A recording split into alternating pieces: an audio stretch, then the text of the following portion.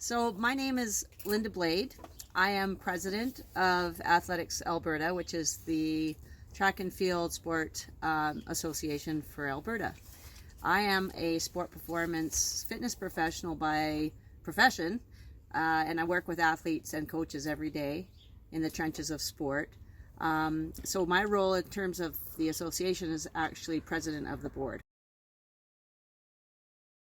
I was Canadian champion in athletics and track and field athletics and the heptathlon, and so I always did sport. And then I went ahead and got my PhD in kinesiology, so I thought I would be a professor and doing research in sports sciences, but it turned out that I ended up working with a lot of athletes in Edmonton instead in a practical way.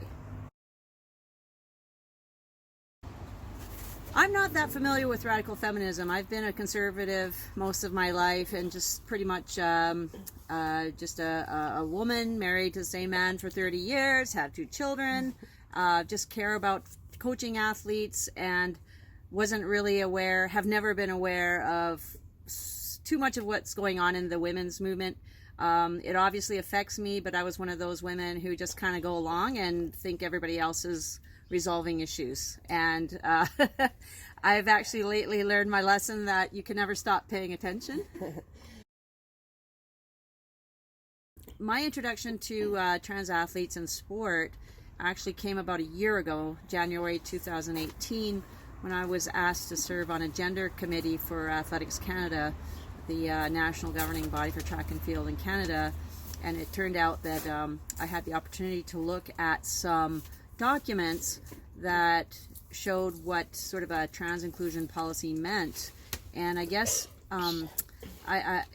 we always want to include trans people and everybody in sport, but what I noticed is that it meant, the way the policy was written, it meant that boys and men, male athletes, would be allowed into female sports.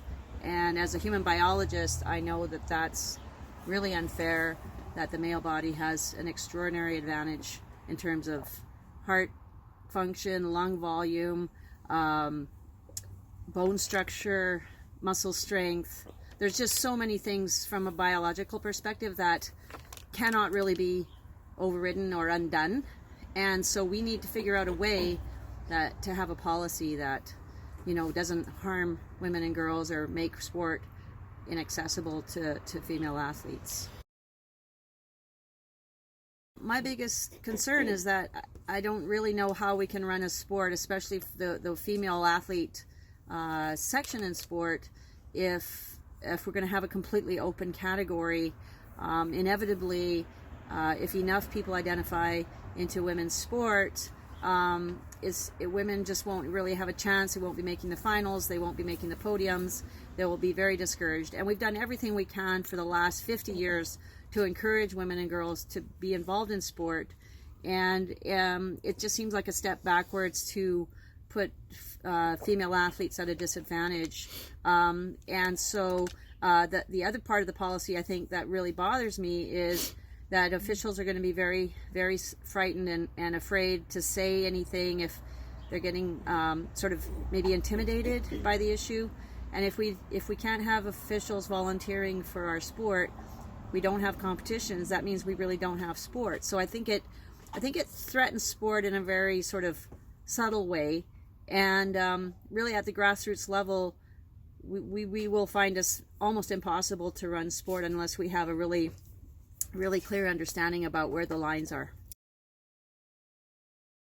Yes, the impact, I would say, has been minimal so far because, quite frankly, in Alberta, we haven't had a lot of people self-IDing into sport yet, but I think that's all the more reason why we need to get a fair policy established so that everybody's included, but in a way that's fair, and so that we're not really picking on anybody. We're you know, everybody who's in sport is going to be treated respectfully, and that includes women and girls. I would say my ideal solution would be twofold. Either have an open section that male athletes and anybody else sort of who identifies differently could be in an open section, and then there would be a closed section for female athletes, because that they're the ones that would be most impacted by anything that would be blurring the lines. So we either have an open and then female, or we have a middle, like a third category. I think that would be the other option. Well, Alberta's policy, we're still writing it, and the rest of the country kind of has a cut and paste policy that was first proposed by the Canadian Centre for Ethics in Sport, and I think they did not include a lot of other people in Canada in terms of women and a lot of the different sectors of sport, officials, coaches, presidents. They did not include a lot of people when they set up the trans inclusion policy, and so I think it's a very unbalanced policy. We were given about a year or two ago sort of recommended policy that would be trans inclusive, but everybody, just because they're a little bit uncomfortable with the situation and with the topic, most associations just do a cut and paste of a policy either from the IOC or from the national governing body, and they haven't put a lot of thought into it. And I think here in Alberta, we would like to actually put some thought into it about fairness, and something that would be comprehensive and fair, and that will make sure that we're not violating anybody's legal rights to being included in sport, including, again, women and girls. So we need to make sure that our policies are done correctly, and so that everybody is treated with respect. Well, the Canadian Centre for Ethics in Sport is the one that had a working group that proposed some policies, and then other sports have sort of taken up certain aspects of the CCES and the IOC policy, which was in 2015, the International Olympic Committee brought in a policy that male athletes could self-ID into female sports, as long as they declared that a year in advance and they reduced their hormone levels to 10 nanomole per liter. So there's just certain specifics about the policy that enable a male athlete to self-ID into female sport, but at hormone levels that are almost 30 times higher than what female athletes are allowed to have. And if a female athlete had those same levels, the levels that allow the male athlete into women's sport, if a female athlete would have those levels, she would be considered to be cheating, and she would be banned from the sport. So we're actually having, even when we reduce the hormonal levels for the trans athletes, especially male to female transitioning athletes, even at that, we're giving them a huge advantage in a way that we would never allow women and girls to have. And so if we actually just have that policy cut and pasted, that's going to be really difficult. The other thing is, when you have the limit for women, which is 5 nanomole per liter,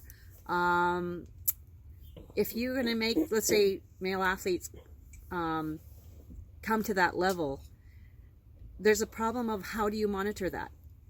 Because the minute you stop putting hormones into the system, the male body, the hormone level jumps back to the big level, and we don't have enough money in sport to constantly be medically monitoring that. So if we can't monitor the hormone levels on a consistent basis, then what are we saying? Then we're just going to have to trust that everybody who comes into sport is abiding by some sort of biological hormonal level, that medical level that nobody really has a handle on. So I don't think that policy necessarily is the answer.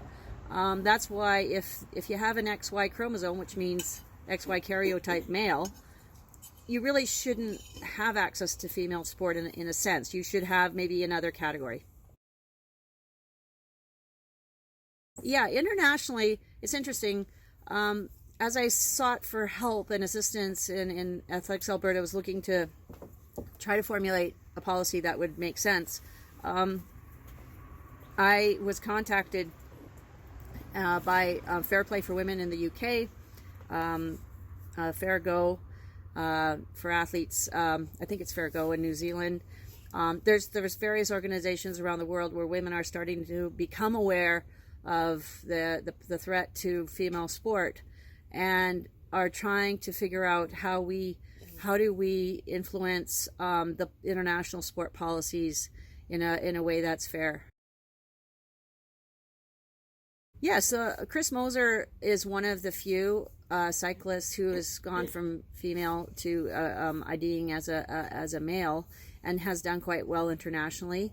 And there probably are a few others, but the problem with that is that if it's a female athlete transitioning to the male category, then she is taking hormones. At some point, we still have to figure out when her hormone levels are too high for her to be continually competing with other female athletes. So then we do have to make sure that we're monitoring at what level or at what point in the transition the person really does have to go completely over to the male side. And so, yeah, there are some female athletes that identify as male, but very, very few, and most of them don't win. In fact, nobody wins. Even Chris Mosier is probably in the top, finishing group, maybe in the finalists of a men's cycling at her age group, but still not winning necessarily. So that just shows the biological difference between males and females. Males are always going to be, you take the best male athlete, it's always going to be better than the best female athlete, no matter what hormones you put into the system. So in track and field in Canada, we have a national governing body, which is Athletics Canada. We have each of the provinces has a president. I'm the president of Athletics Alberta, track and field in Alberta. We did have a female president in Ontario for a while, but now there's a male president. So every other, I believe most of the other, yes, in all the other provinces, it's all male representatives as presidents of the association. I'm currently the only provincial female president. Within Athletics Alberta, I literally took this to our people at the AGM in Red Deer in 2018, and I literally said, this is an issue that's coming down in sport, and that we're going to need to have a decision or two made about athletes self-IDing into different sex categories, and people were more or less shocked. But I would say 95 to 99% of everybody in that room agreed that as president, I should be standing firm for the rights of women and girls to have their sex-based category and clear delineations, so that we don't have sort of a situation where there's uncertainty about which sex is in which category. Yes, I really feel like the issue of gender identity and sex-based rights is something we in sport have had very little knowledge of in terms of the theory and the political movements and the various feminist groups and that sort of thing. And I think the thing that we need help with, I believe, is more in terms of the legal ramifications. What takes precedence in law? For example, the Canadian Charter of Rights and Freedoms, does that have precedence over provincial rights, human rights legislation? And I think we are all concerned that we abide by the law. We're all law-abiding citizens. But within the law, we also need to respect the boundaries that have been set by our forefathers and foremothers.